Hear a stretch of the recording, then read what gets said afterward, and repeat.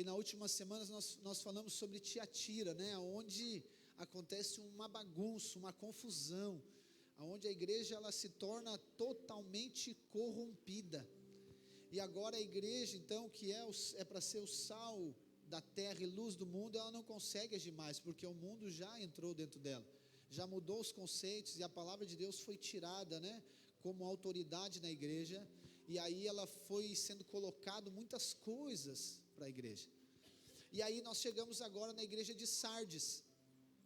Sardes então, nessa série, ela é essa quinta igreja, e ela representa também um período na história, representa um tempo na história, e mais que isso, ela representa um marco, né? A partir de Sardes, da igreja de Sardes, no período, né, da história, ela representa o século 16, ali algo começou a acontecer. A igreja então, ela foi de uma maneira, né, ela foi degradando, ela foi terminando, aos poucos ela foi perdendo totalmente aquilo que era lá no início. Quando você olha os evangelhos, né, e o livro de Atos, aquele é o modelo de igreja. Então a doutrina dos apóstolos, o ensino dos apóstolos, que está lá em Atos 2, 42 a 46, que era o estilo de vida da igreja, você não vê mais. Você não vê mais em Pérgamo e muito menos em Tiatira. Então a igreja que ela tinha uma maneira de ser, não, agora foi mudado, tudo mudou, trocou.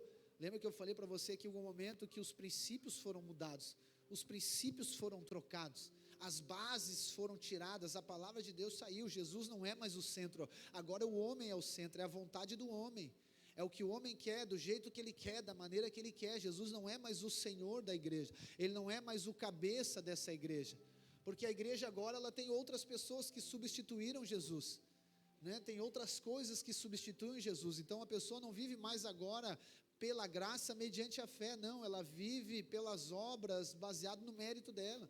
Essa é a igreja de Tiatira. Ela não se submete mais ao seu Senhor, que é Jesus, não, ela quer fazer a sua vontade, ela quer fazer do seu jeito, né? Lembra que nós fizemos ali o paralelo, né, comparativo de Jezabel e Esther. Então Jezabel aponta para essa corrupção, para essa igreja, e aí agora chega um momento na história, irmãos, que Deus ele decide intervir. Deus decide intervir, mesmo em Tiatira. Se você leu novamente, né, a porção ali da igreja, você vai ver que mesmo em Tiatira havia pessoas que não se corromperam. Embora a maioria corrompeu, havia pessoas que não se corromperam. Ou seja, Jesus nunca fica sem um verdadeiro testemunho na terra. Sempre vai ter os remanescentes, sempre vai ter pessoas que vão permanecer, porque ele decidiu manter o seu testemunho, independente da atitude e decisão dos homens. Então, quando corrompe de um lado, ele começa a levantar outras pessoas. E aí na história, você vai ver, no final do século XV, século XVI, Deus ele começa a reagir àquela corrupção da igreja. Deus começa a reagir, Deus começa a levantar pessoas em vários lugares do mundo. Então a Europa é o centro do mundo, vamos dizer assim. O Oriente obviamente está totalmente corrompido, porque lá que eram as igrejas. Mas Deus começa a levantar pessoas, né? Começa a levantar pessoas para quê? Para trazer de volta. Deus começa agora a mover de alguma maneira, né? Para trazer de volta, para fazer o caminho de volta. Então isso, irmãos, eu quero dizer, isso vale para qualquer aspecto da sua vida, para qualquer aspecto que você avalie, independente de qual situação seja, independente do nível de corrupção, Deus sempre deseja trazer de volta para o princípio, para a verdade. Sempre Deus vai mover, sempre Ele vai agir. Eu sei que por vezes isso eu quero aplicar na sua vida, pessoal. Talvez você ache que está passando por dificuldades, você está passando por situações difíceis, horríveis, que não tem mais volta. Eu quero dizer, Tiatira era horrível, mas chegou o momento que Deus disse: eu vou começar a fazer algo diferente, eu vou começar a trazer de volta, eu vou começar a levantar pessoas que vão trazer o céu para a terra. E assim é na sua vida. Não há nível de dificuldade, de resistência, de problema que Deus não decida em algum momento mover em seu favor. Deus responde à corrupção de Tiatira, levantando homens de diversos lugares do mundo, para trazer de volta a igreja para a doutrina dos apóstolos, para a tradição dos apóstolos, para aquilo que Jesus fez, aquilo que Jesus passou para os apóstolos. Entende? Jesus, irmãos, ele veio, trazer o céu para a terra, mas o reino, né, ele é uma consequência da revelação da igreja. Lembra que eu falei para você? A revelação de Jesus, da igreja e do reino. E aí Jesus vem e ele anda com discípulos, e desses discípulos o Pai dá 12 para ele. Esses 12 são os 12 apóstolos. A palavra apóstolo quer dizer enviados. Esses 12, eles passam por um treinamento, né, intensivo com o próprio Jesus, e Jesus passa para eles, né, para você ficar mais fácil você entender, Jesus passa para ele as bases, os princípios, a cultura do céu. Jesus anda com eles, vive com eles, ensina eles, Jesus come com eles, Jesus ora com eles, Jesus ensina eles a orar, ensina eles a jejuar, ensina eles a expulsar demônio, ensina a amar, ensina a perdoar. Jesus ensina eles em 3 anos e meio. E esses 12 agora, eles recebem uma autoridade que nenhuma outra pessoa vai ter. Os 12 apóstolos. Sei que hoje você ouve por aí muitos dizendo que são apóstolos. Pode ser apóstolo na função, né? São lá os dons de Efésios 4. Mas não vai existir nenhum que tenha autoridade daqueles 12. Se esses apóstolos agora, eles recebem uma autoridade que ninguém tem. Por quê? Porque eles agora, entenda bem, eles têm o quê? A cultura, o ensino, a doutrina, a tradição do céu na terra está com eles. E à medida que eles vão pregando o evangelho, pessoas vão se convertendo, e eles vão entrando, adentrando, né, nesse estilo de vida também. Eles vão, e aí a cidade de Jerusalém, a palavra diz que ela vai sendo tomada pelos cristãos. Lá mais para frente diz que Antioquia, o primeiro lugar onde os discípulos foram chamados de cristão. E como eu já falei para você, cristão, biblicamente falando, não é aquele que crê em Cristo. Cristão é aquele que é parecido com Cristo. Só que quem fazia esse trabalho era quem? Eram os apóstolos. E aí você vai vendo a igreja ela avançando, né? Jerusalém, Judéia, Samaria, confins da terra. A igreja espalha na Ásia. E aí nós vamos lá para Éfeso, e aí vem a história toda das igrejas. Só que quando chega aqui em Pérgamo, corrompeu. E aqueles 12, né? Todos eles morreram. O último deles foi João, o único que não morreu, né? No sentido de execução como os demais. O discípulo amado, ele recebeu essa recompensa também do Senhor Jesus. Ele não morreu executado, ele foi o último a morrer. Só que agora, depois tem Paulo, e Paulo tem discípulos, eles têm discípulos. Só que aos poucos, né? Vou trazer aqui a palavra qualidade. A qualidade do cristianismo foi se perdendo. Foi se perdendo, foi se perdendo, foi se perdendo. E em Pérgamo e Tiatira acontece o quê? A tradição dos apóstolos, ela não existe mais. Agora existe a tradição dos homens, a tradição da igreja. Deveria ser a mesma coisa a tradição dos apóstolos da igreja. Essa é a vontade de Jesus. Mas os homens entraram. Existiam muitos testemunhas, muitos escritos. E quem era a autoridade naquele tempo? Quando não tem nada escrito? Aqueles que viveram e viram, que é os apóstolos. Então eles eram a autoridade. Olha só que poderoso, Deus confia em homens, irmãos. Aí quando as pessoas dizem que a Bíblia, eu não acredito que foi escrito por homens. Sim, Jesus confiou a homens a manifestação do céu. Jesus confiou a homens a revelação do céu na terra. E eles têm essa autoridade. Só que à medida que eles vão, né, a igreja vai avançando, e existia muitas seitas, irmãos, muitas seitas, existia muita confusão. Desde Atos a gente já vê, né, os legalistas, os judeus tentando trazer. E aí depois do tempo foi passando os anos até que a Bíblia, né, foi formada. A Bíblia que você tem na mão, ela foi formada num processo chamado Canon. Não vou falar hoje sobre isso, mas é muito interessante você aprender também, né? Existem inúmeros livros que foram escritos, mas não estão aí na Bíblia, porque eles não passaram nesse Canon. O Canon foi uma espécie de padrão que homens de Deus definiram. Ok, nós vamos definir o que é a palavra de Deus se passar dentro desse filtro, dentro desse funil, né? Resumidamente, precisava de estar contextualizado com a história que foi escrita, com o tempo. Então se uma pessoa escreveu algo, tinha que estar contextualizado com o tempo, no momento que ela está vivendo, entende? Então eles faziam essa avaliação através de estudos. Segunda coisa, precisava de ter agora esse testificar de outros livros. Então não era simplesmente escrever, precisava estar parecido com livros contemporâneos também, porque se uma pessoa escreveu algo naquele tempo totalmente fora, e aí vai. Então passava, né, basicamente, né, esses dois, a concordância, né, a questão da inerrância entre ela, não podia ter contradição entre os escritos, falar uma coisa aqui, falar outra coisa lá, Enfim, basicamente eram esses. Esses, né, eles percebiam que era inspirado por Deus. Foi o homem que escreveu, mas Deus que inspirou ele a escrever. E aí nós temos o Novo Testamento, você tem na sua mão. A principal, né, questão foi eles aceitaram o Antigo Testamento. Porque quando olhava os escritos do Novo Testamento, os escritos do Antigo Testamento, parece que é diferente o Deus. Eles olhavam e disseram, mas parece que é diferente o Deus. Parece que é diferente, né? Não tem.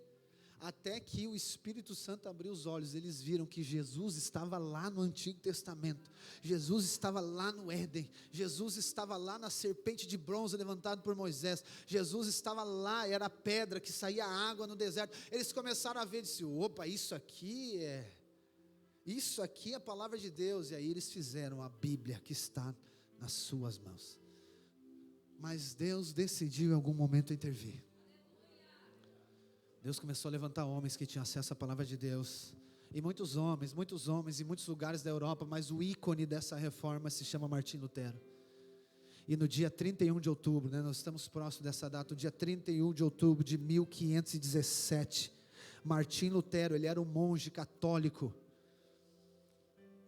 No dia 31, Martim Lutero, ele prega nas portas da igreja Castelo em Wittenberg, 95 teses, que denunciam, questionam as indulgências, o purgatório, o culto aos mortos, a veneração aos santos e por aí vai. E aquele dia marcou o início da reforma protestante.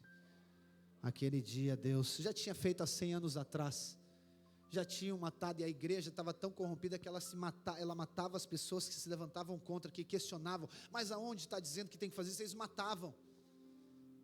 Você estudou lá a história, a Inquisição, e aí ali estava dizendo tudo que a igreja fazia, porque todas as pessoas que questionavam, tá, mas tem que fazer isso, tem que pagar mesmo? Ela dizia, não, tem que pagar, está questionando a igreja, está questionando o santo bispo, o santo papa, aí você tem que morrer. Matava as pessoas queimadas, atrocidades, esquartejava as pessoas. Por quê? Porque nunca acessaram o Deus da Bíblia, o Jesus, o Filho de Deus, o Espírito de Deus nunca esteve nesse negócio. Mas Deus decidiu levantar um testemunho, Deus decidiu fazer algo, e começou naquele dia.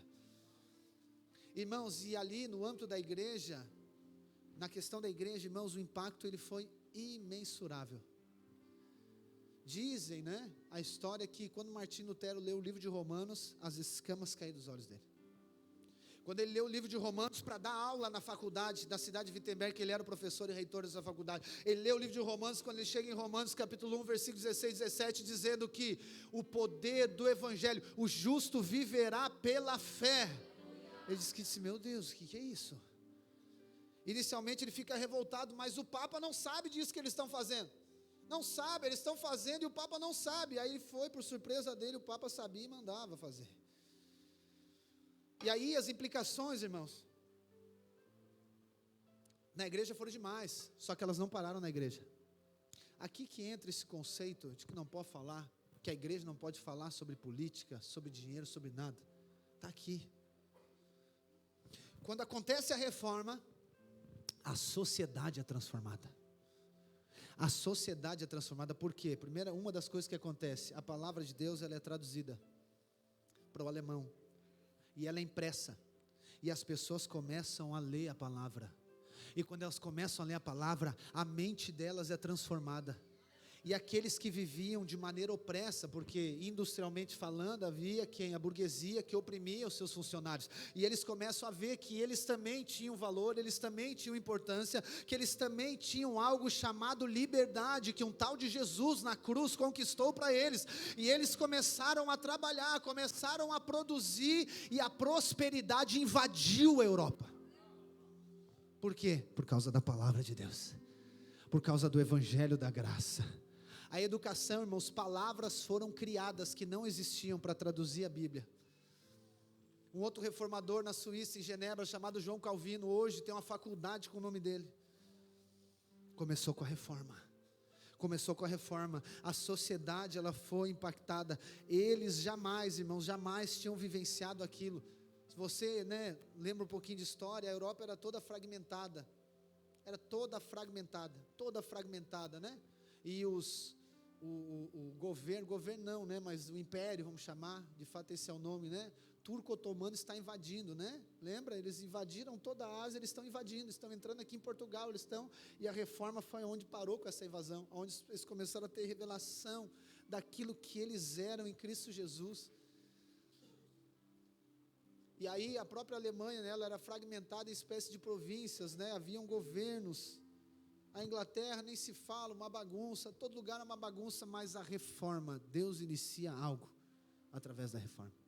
E eu quero dizer algo para você, nós estamos num tempo de reforma. Deus decidiu fazer algo.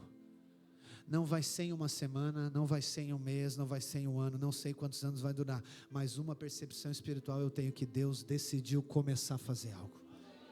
Pastor, mas não estava fazendo antes? Estava, mas agora é como se fosse aquele 31 de outubro de 1517, agora parece que deu um start, agora parece que Deus abriu os olhos, agora parece que Deus moveu, Deus levantou a igreja, irmãos, nós estamos, né, agora essa semana ainda orando, todos os dias pela nação, todos os dias nós estamos orando, por quê? Porque há uma percepção que Deus decidiu fazer algo, Deus decidiu mover algo, Deus decidiu abrir os seus olhos espirituais, Deus decidiu trazer revelação para você, decidiu nos trazer revelação da igreja, do corpo de Cristo, da família de Deus, decidiu nos abrir os olhos dizendo que aquilo que nós ligamos aqui na terra, Ele liga no céu, e aquilo que nós desligamos, desliga.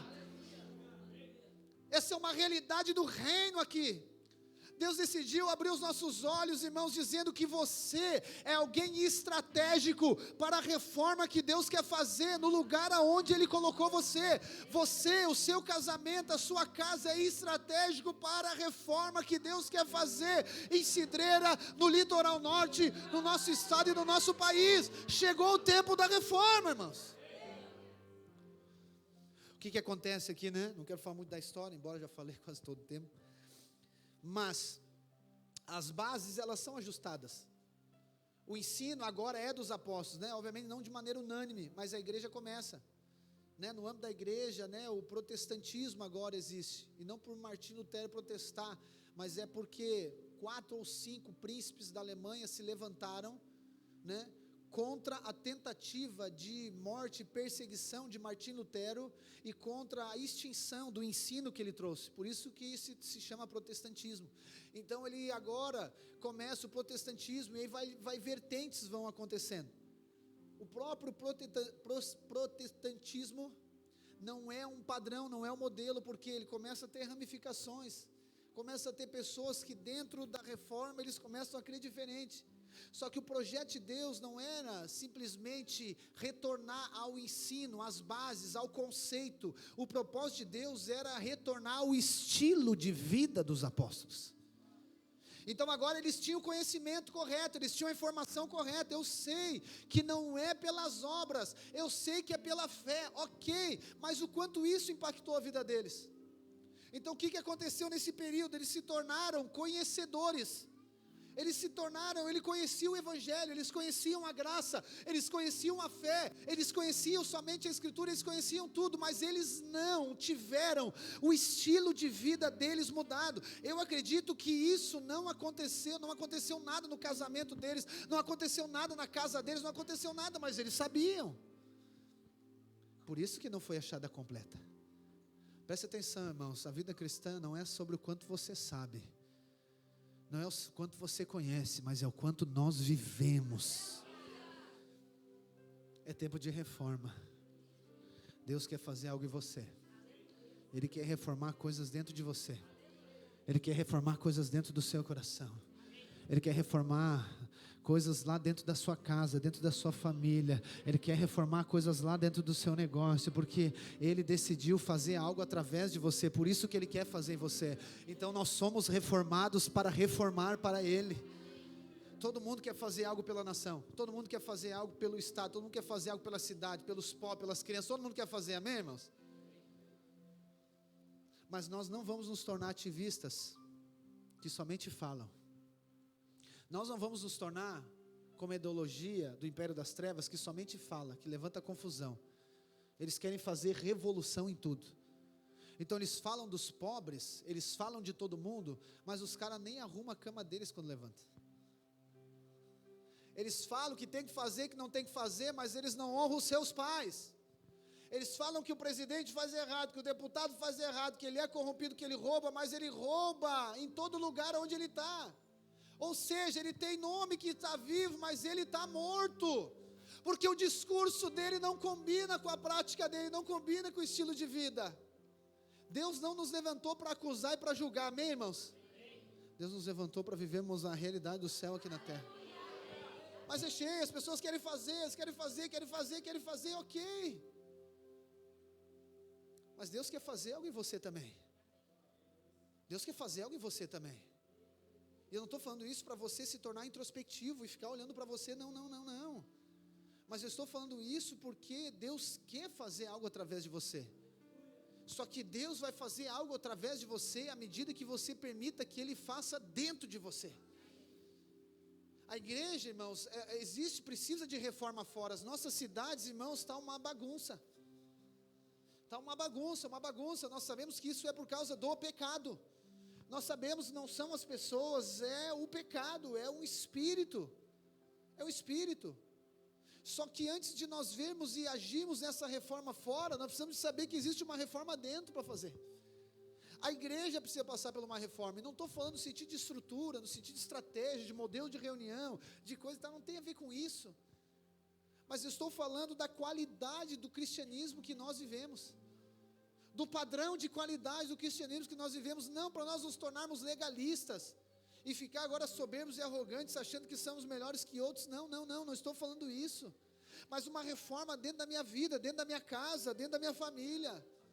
Está entendendo, irmãos? As pessoas querem fazer movimento, só que esse movimento fala daquilo que faz para fora, mas eu estou falando daquilo que faz dentro. Esse foi o problema de Sardes. Aconteceu muita coisa fora e foi maravilhoso, só que Jesus diz para eles: eu tenho contra vocês, porque eu fui olhar as obras de vocês e elas não são completas.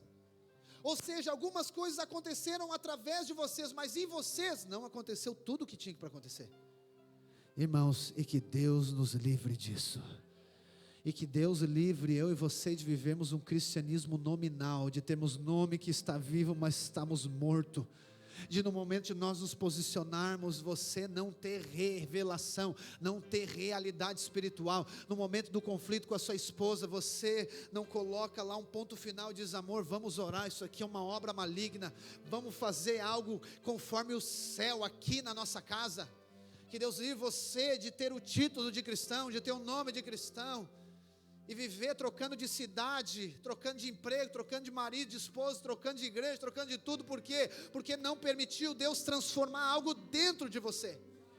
Que Deus livre eu e você de acharmos que o problema é sempre o outro, é sempre a outra pessoa, é sempre o governante, é sempre o outro. Que Deus nos livre disso, que Deus nos dê olhos espirituais, para que nós vejamos o tamanho, favor e graça que está sobre a nossa vida, e nós venhamos a ser transformados agora, irmãos.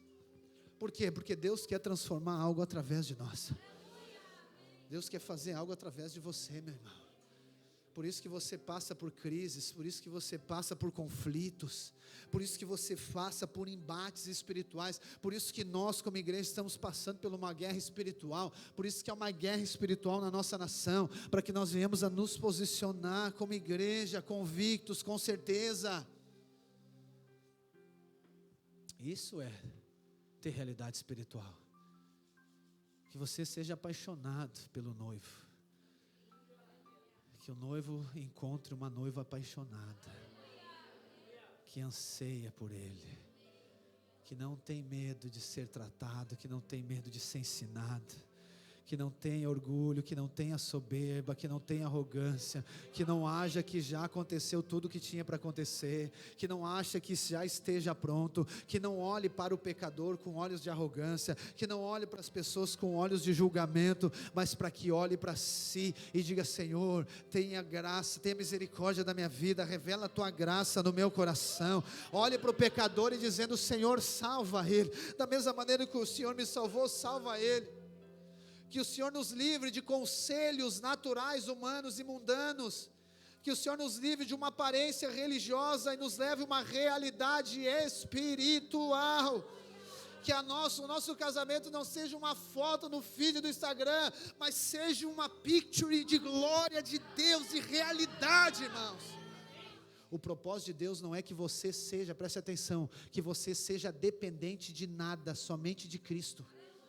O propósito de Deus não é que você seja independente de todos também, não, porque você recebeu um Pai, você recebeu um Senhor, e você recebeu uma família, e nessa família nós dependemos um dos outros, isso é chamado interdependência.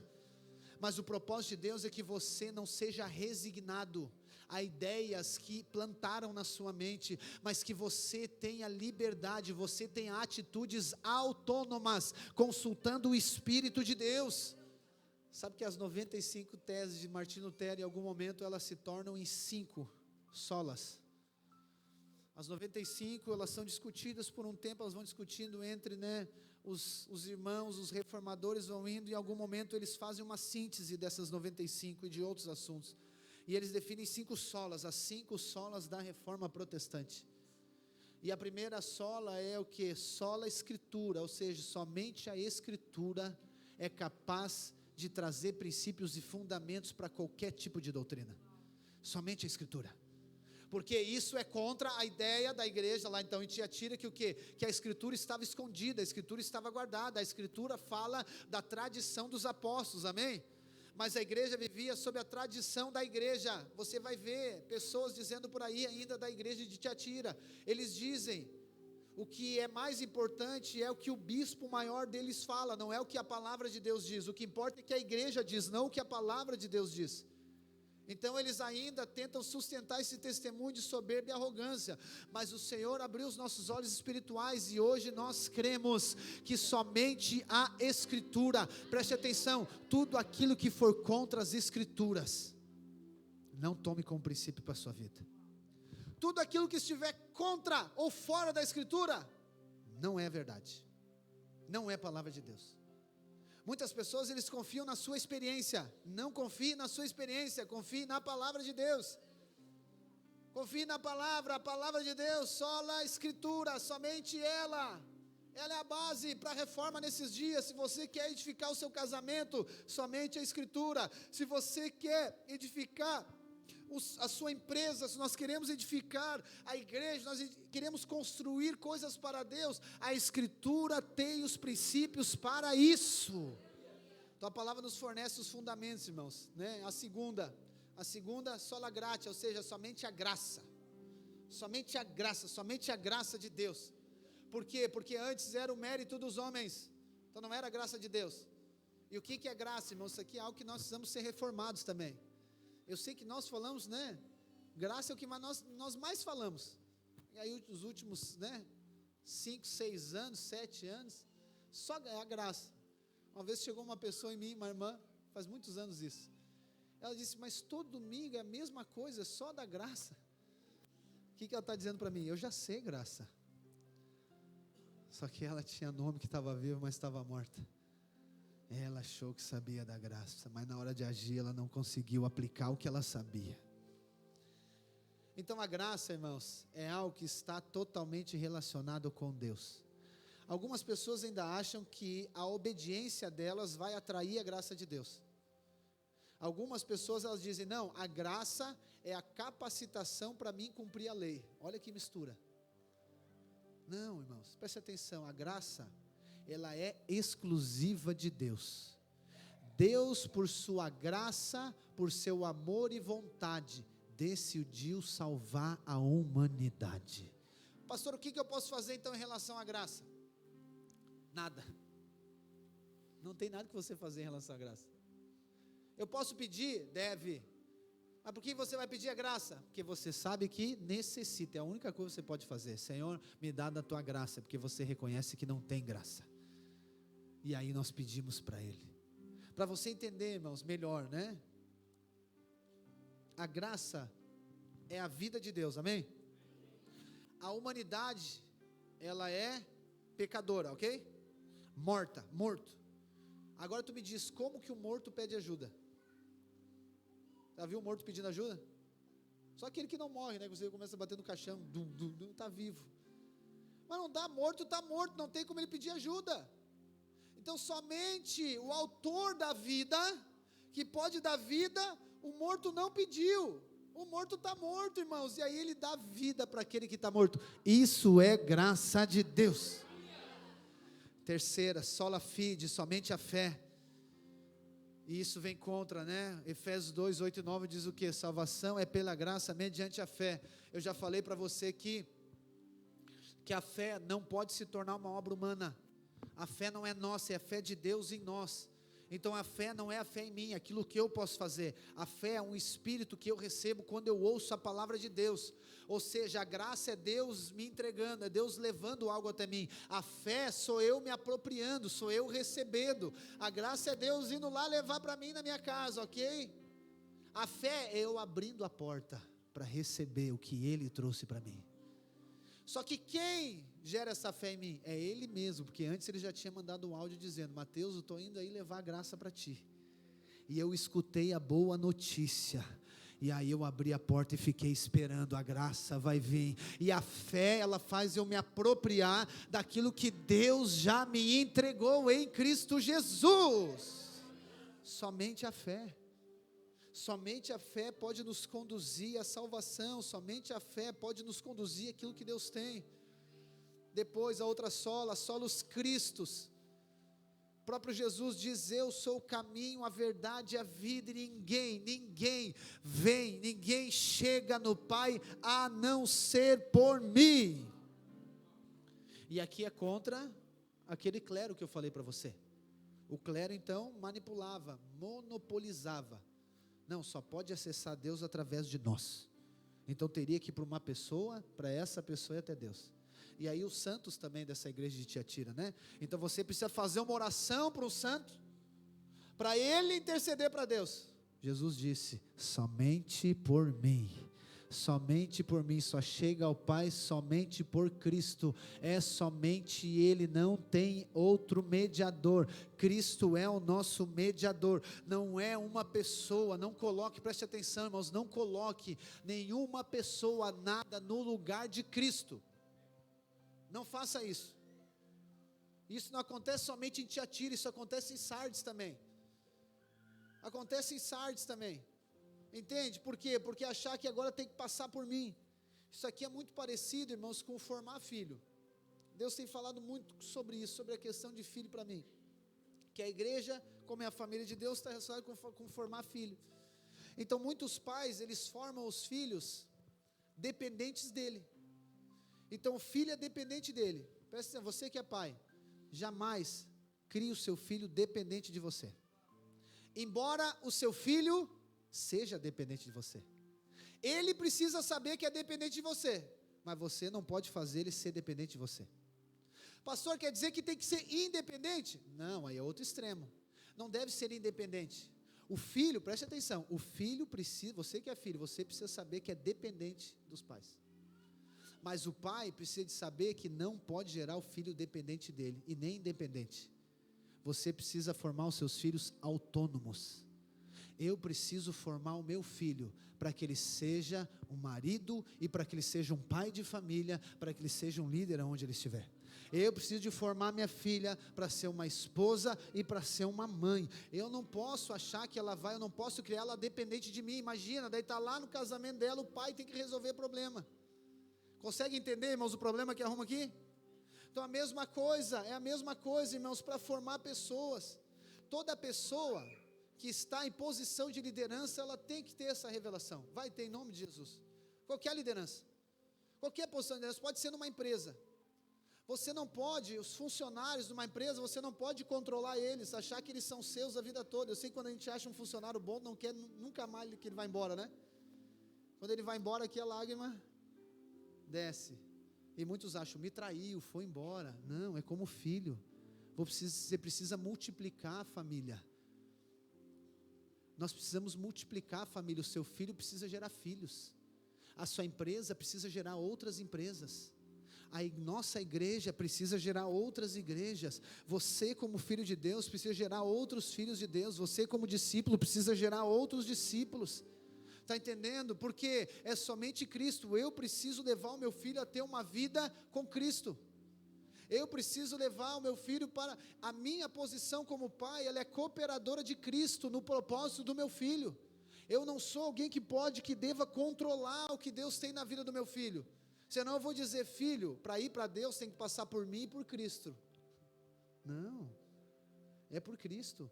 Todas as posições de liderança, nós falamos semana passada sobre autoridade, todas as posições de autoridade, elas devem apontar para Cristo, porque Ele é o autor de todas as coisas. Está entendendo o que eu quero dizer? Todas as pessoas, elas são pessoas que Deus colocou na sua vida, só que elas são canais que levam você até Cristo. São canais que levam você para Deus, são canais que levam você para lá. Elas não é nelas, porque é para Cristo, é nele, somente Ele leva até Cristo. Porque quando às vezes, aí por isso que muito filho fica decepcionado com o pai, muito funcionário fica decepcionado com o patrão. Meu Deus do céu, me decepcionei. Nós precisamos de mostrar Cristo. A igreja aponta para Cristo, o corpo aponta para o cabeça. Ele é o Senhor, Ele é o Salvador. E para finalizar a última sola, a quinta, né? Só lhe deu glória, ou seja, somente Deus pode ser glorificado. Romanos 11:36, porque dele, por meio dele, para ele são todas as coisas, a ele seja a glória para sempre, amém. Tiatira, ela tinha, né, um bispo, um título, né, o santo bispo, o papa. Segundo a crença deles, é uma dinastia do apóstolo Pedro. O apóstolo Pedro recebeu a chave e foi passando, a dinastia dele, vai passando. Mas nunca foi, a Bíblia não mostra isso. Isso aí é uma interpretação totalmente errada daquilo que Jesus falou para Pedro.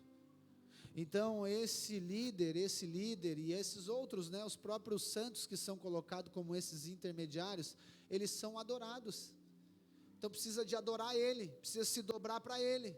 O próprio César, né, do Império Romano, que é um título também, precisava se dobrar para César, precisa se dobrar para ele, precisa glorificar o nome dele. Por isso que os cristãos eram perseguidos, né, era Éfeso e Esmirna, por isso, porque não se dobravam a outro Senhor a não ser Jesus, não davam glória a outro a não ser a Deus.